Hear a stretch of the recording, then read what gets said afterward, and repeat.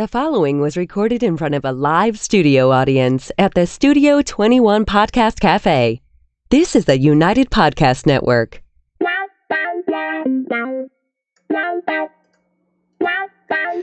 Good morning and welcome to the Writer's Block Podcast NH. I'm Deborah Monk, empowering you to find your creative voice.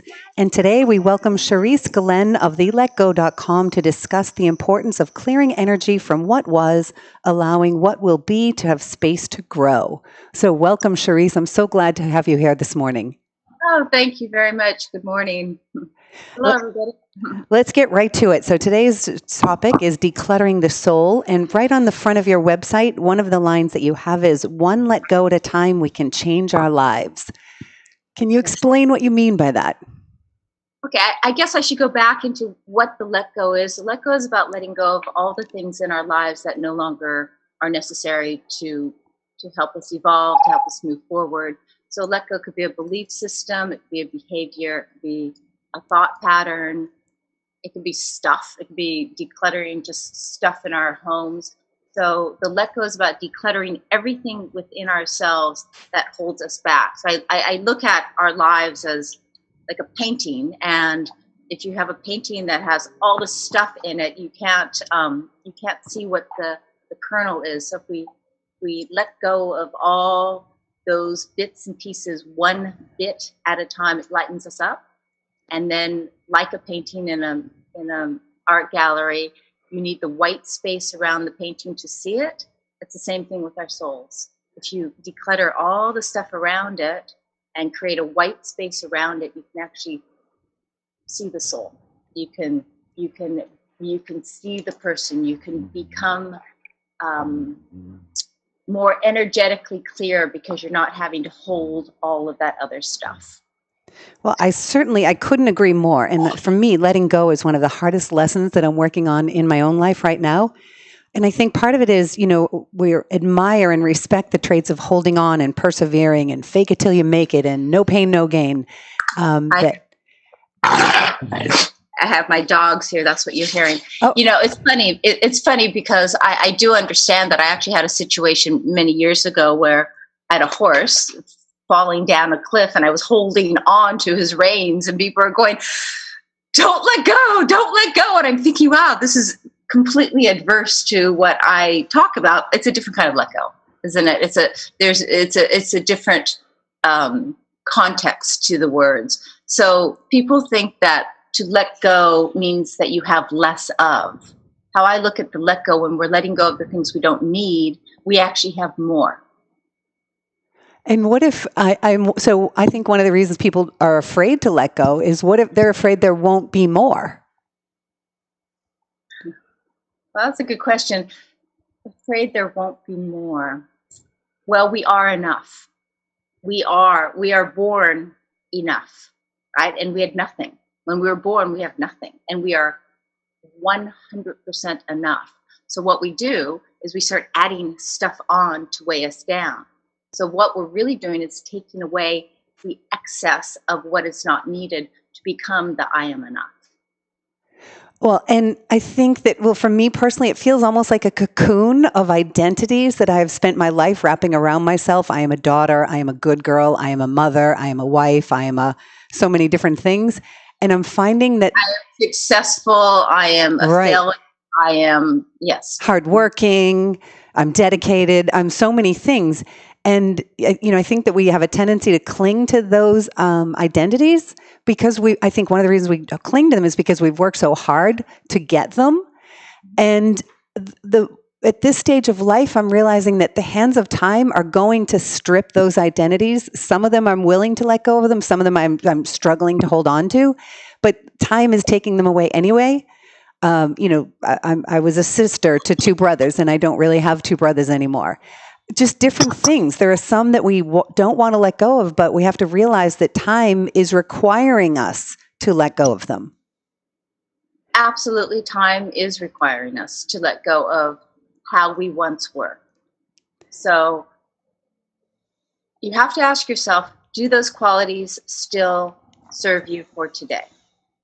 Personally, I was the superwoman. I could do everything. I could I didn't need to ask for help. I was very, very capable, and that served me my entire life. I got to where I was because I was that woman, and I didn't need your help. And let me go it alone. I'm Miss Solo. I can do this. And then I came to a point where, wow, I don't know if this is what I want anymore. I think I need some help here. But I was petrified to ask for it.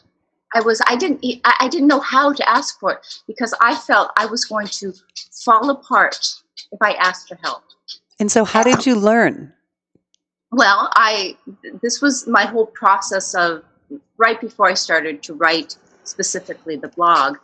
And I looked around at the women that I respected, at my friends, at relationships. And I looked at those women and wow, they're vulnerable. They can ask for help. They're not embarrassed that they don't know how to do something. And I realized that vulnerability was actually a strength that they had that I didn't have. And so it's like, how do I get that? I want that. I want what they have. I want what she's eating. And I had no idea. I really had no idea what to do. I acknowledged that there was something that needed to be done, but I didn't know how to do it. So what I did solo, once again, and I always say it's nice to have a co-pilot, but I did it solo. I started going back in my own life and looking at thoughts and statements that were given to me as a young woman growing up about why I needed to be so independent. And I was a single mother. She was a career woman, and I heard it from her. Don't rely on a man. You can do it on your own. You don't need to ask for help. You know how to do it on your own. And all these thoughts. I was thinking, okay, yeah, that's there. But I knew it was before that. It was before I was 18. It was before I was 13. It was before I was 10. And I happened upon a memory, but that happened when I was 3. And this memory I remembered my entire life, but I had no idea the significance of the action until I was able to look at it with fresh eyes. And what it was my father, who was an alcoholic. I was home alone with him. I was 3. I went to him and said, I need something. I don't know what I needed. I needed to go to the bathroom. I was hungry. I'd fallen down. I don't know. I needed something. And I asked him for help. He what's the word? He instead of giving me help, he responded. Instead of giving me help, he grabbed me and he threw me against the wall. And so a little 3-year-old could have killed me. I went mute. I didn't say a word. I didn't cry. And I remember it like it was yesterday. Now there's no charge on it. I've processed it until it's way gone. But I hit the wall. I didn't say a word. And when I'm looking at this memory, I'm revisiting this memory, I realized it was at that moment, that nanosecond I hit the wall where I thought, wow, to ask for help is dangerous. Do not ask for help. And that's where it started. It started that very moment is when I said, okay, be quiet, do it by yourself. Don't ask for help because it can hurt you. So seeing this as an adult, looking back at the situation, I was able to go, okay, that do it alone, don't ask for help, brought me to where I am today. That belief system that was formulated at that precise moment of hitting the wall was no longer needed. I could let that go. And I did. It was the snap of a finger. I saw it so clearly. That belief system no longer served my life for who I am today. Changed my life. It was like an epiphany. So it wasn't that you, and tell me if I'm right in understanding this, it wasn't that you had to really let go, you had to find that kernel of the belief in order to let go of it. You didn't really, once you found it, you didn't have to do that much. No, all I had to acknowledge that belief system was no longer needed for my life today. And if you hadn't gone back and found that, do you think it would have kept ruling you unconsciously? subconsciously, for sure, it would have been there. I don't know. I don't know. It wasn't. I would think that I was very persistent and I was very determined to stop a certain behavior. And the behavior was being Superwoman. I wanted to be vulnerable. So probably, I assume that I would have found workarounds, but this is my own belief, is until you can see the kernel, it's not going to really go away. Right. I don't know if I've made this up, but I say it all the time.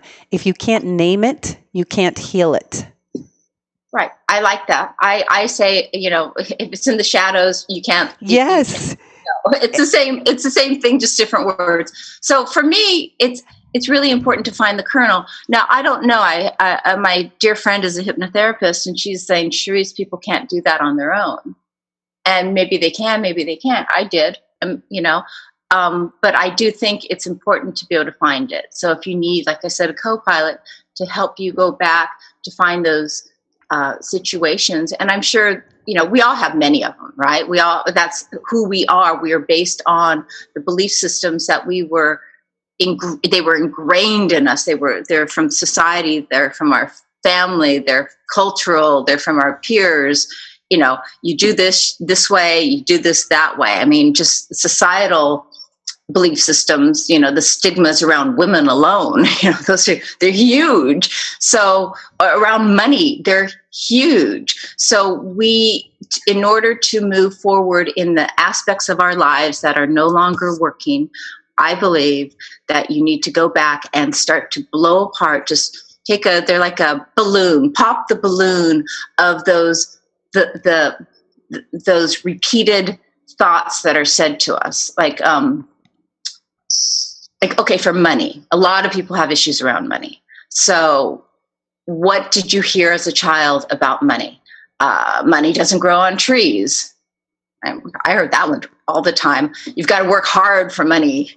It's like, okay, I heard that one too. So I need to go back, or one would need to go back and go, okay, where was that? Okay, that was said there. Pop that bubble. Where was it said again? Okay, pop that bubble, and keep identifying where you heard it. And one day you're gonna hit the core. You may not hit the core the first time, but it's like peeling an onion, right? You're gonna layer by layer by layer by layer by layer. You're gonna get down to it, and then once you get that core pop, it's gone. It's actually effortless. To let go is effortless. Wow. That's just, you have a saying, letting go is letting be. And I've been thinking about that for weeks. And I thought, for me, the idea of when you said letting go is effortless, that's just it's so hard to do. It's so hard to let go. We're clinging so tight. It's so hard to unclench those muscles. And I've been thinking, when you say that it's effortless, it's just like, obviously that's a thought I need to go back and find out where that came from. But it almost feels like it would be riding an internal wave of trust and acceptance. Yes. But I'm struggling with how to get there, how to get from that clench. And what if you don't have a good memory? It's in your body. It's all in our bodies. Okay, a couple of things. Our thoughts control everything in our lives. So how we think about something paints, designs our life. I completely agree. Okay, so you agree. Yes. So you saying out loud, letting go is so hard. So hard. So what is telling the universe, okay, let's make letting go really hard. But you change your thought, so letting go is effortless. The universe is going to go, wow, she thinks letting go is effortless. Let's make it easy for her. So letting go can be hard if you want it to be. It's all about setting your intention, it sounds like. I'm sorry, I didn't hear that. It sounds like you're saying it's about setting your intention. You set your intention for the outcome you're looking for. Absolutely. Absolutely. And it's for everything, right? I hear relationships are hard. Like, okay, if that's what you want, or relationships are easy. Okay, great. If that's what you want, it's whatever you want. You can make it any way you want. We are the designers of our life. I say I'm a lifestyle blogger, but I don't tell you what sofa to buy. I help you design your life. That's what we are here to do. That's the power that we wield, because our brains are so amazingly powerful. So whatever you say, I buy it. If you think letting go is hard, go for it. It's going to be hard, and you can clench as hard as you want. But if you think it's going to be easy, it can be easy, because we're changing how we're viewing. All right. So speaking about the mind and how important and how powerful it is, you've heard the expression, the monkey mind. Mm-hmm. The Buddhist term of the monkey mind, the monkey that's just jumping from tree, that's playing the same records over and over again. What do you have to say to those? Meditate. Meditate a lot. Find a place in your life that you can find where you're working towards calm. So I do yoga. I've done yoga most of my life. I've had periods where I've not done it. And it's funny, when I look back at those periods where I went away from my practice, my life was a little more erratic. But I say find something that works for you. Meditation is great. For me, yoga is great. I ride horses, and I ride horses long distance. I do 100-mile races on horses. So I'm out on the trail for a very long time, and I'm often alone. And it's often dark and quiet. And that, for me, is its own meditation, because you were there alone. I could allow my brain to just go through all the fears and thoughts that it has, or I can relax into it. I was just writing about this last night. One of the things I do when I'm out on the trail, I'm alone, I'm either tired or scared or just burnt out, and like, when is this darn thing going to finish? What I do is I tune into my horse's breath. So I listen to his breath, and I start tuning into his breath. It becomes my breath. It's like this metronome, very peaceful. So that's my meditation, is the breath. It's the same thing as saying your mantra. So I find it wherever I am. If I'm hiking and, I'm thinking about my breath, I'm not thinking about work. I'm not thinking about the next article I'm going to write. I'm not thinking about this interview. I'm thinking, okay, let's breathe. So that's what I say for the monkey mind. Find whatever it is. It could be anything. It could be cooking, as long as you're mindfully cooking. It could be playing golf. It could be changing your child's diaper. Whatever you're doing, if you're mindfully doing it, the monkey brain, it won't go away completely. That's why we're here on Earth. We're here to grow through it. But it will help, and it will become less and less. And the desire for it to be less and less, by doing the actions that will allow it to be less and less, it will become less and less. Unless you want to hold on to it. And hold on tight. No, I'm just kidding. I know, right? But I get that. And I want to say one thing about a clenched muscle. When we clench a muscle, it's a very tight muscle. But when we relax the muscle becomes receptive. So if we're tight like this, and I'm trying to undo it, this muscle is so hard, it's not receiving. But when we relax it, the muscle becomes pliant, and it's receptive to other things. So that's what I try to do with my mind. Relax it. So now I'm receptive to the goodness coming in. But if I'm tight, nothing else is going in. I'm holding on to what I have, but nothing else is coming in. So to get back to the question you said, so what if I'm not enough? The thing is, if we let go of the things that are no longer necessary, what is necessary is going to come in. But there's no room in there unless we let go of something. Right. Sweater, get rid of an old one, because pretty soon your closet's going to be so packed, you can't fit anything else in it. So if we let go of the things that don't serve us, wow, we've got a big closet in there. We can start getting some really cool downloads and information to build us to the next level of our personal evolution. And how would you suggest to our listeners that they determine if something suits them? You have the Marie Kondo, does it bring you joy?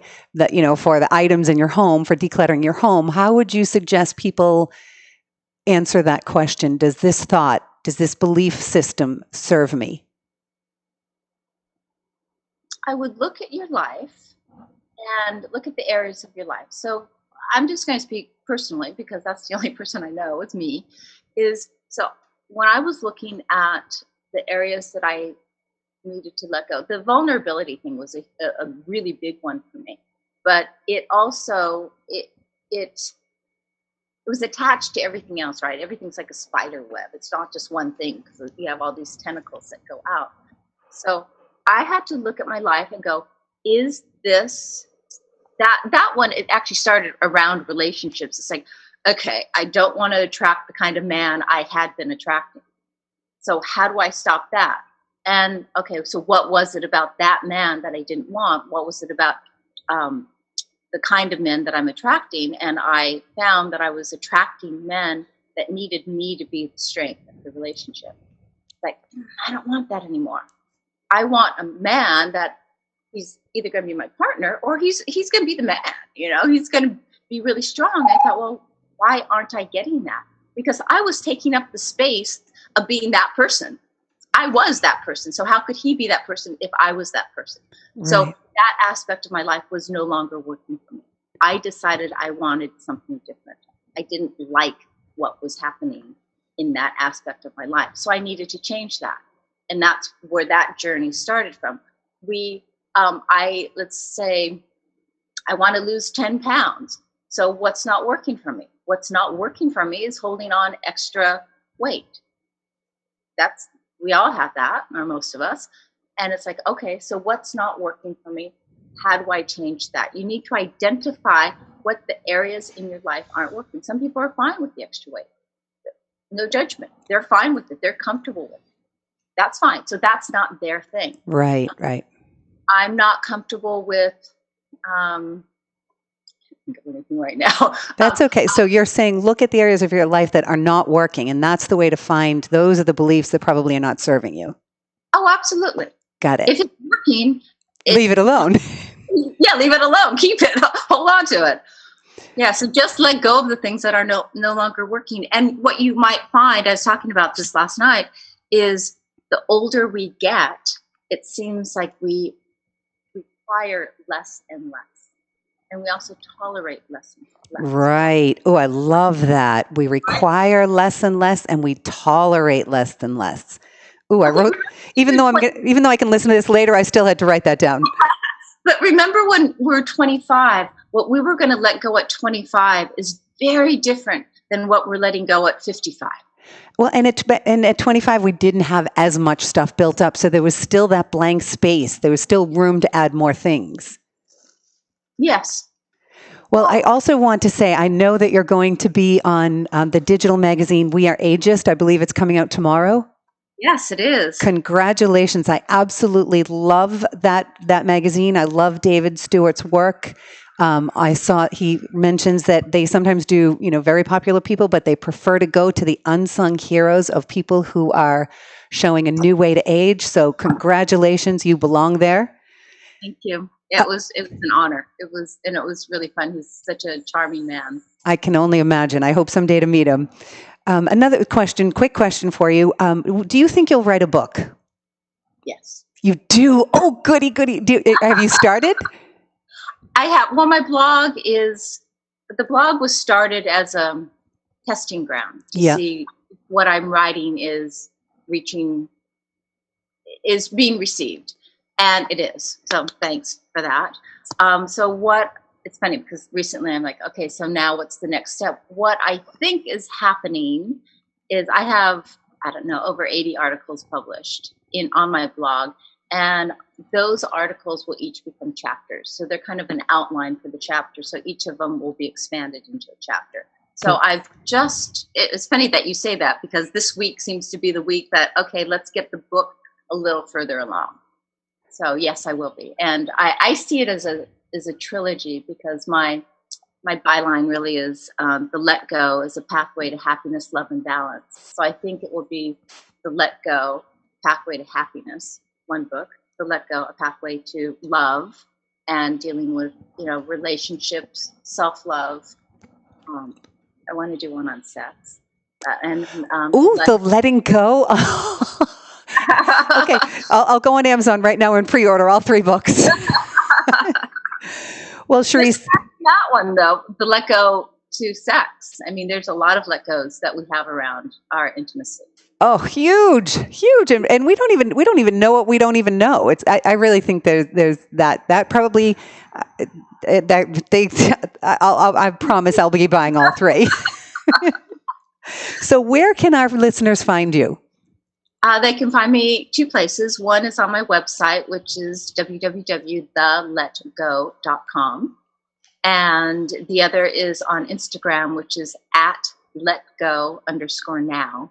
There's actually Facebook as well, which is The Let Go by Charisse Glenn. Oh, wonderful. And I highly suggest, I was pulled into your world. So in our books and in our souls, we need that white space, that blank space to create stories that speak the truth in our heart. And next week, we welcome Chris Trapper, who is most known for his original song, This Time, the #1 selling song on the Grammy-nominated soundtrack for the movie August Rush with Robin Williams and Jonathan Myers. We'll be discussing the value of songwriting. So if you want to hear this episode again or share it with a friend, send them to the UnitedPodcastNetwork.tv. That's UnitedPodcastNetwork.tv. You can find this podcast and the vodcast video on demand in case you want to watch it. Find this episode and all previous episodes on UnitedPodcastNetwork.tv and please subscribe.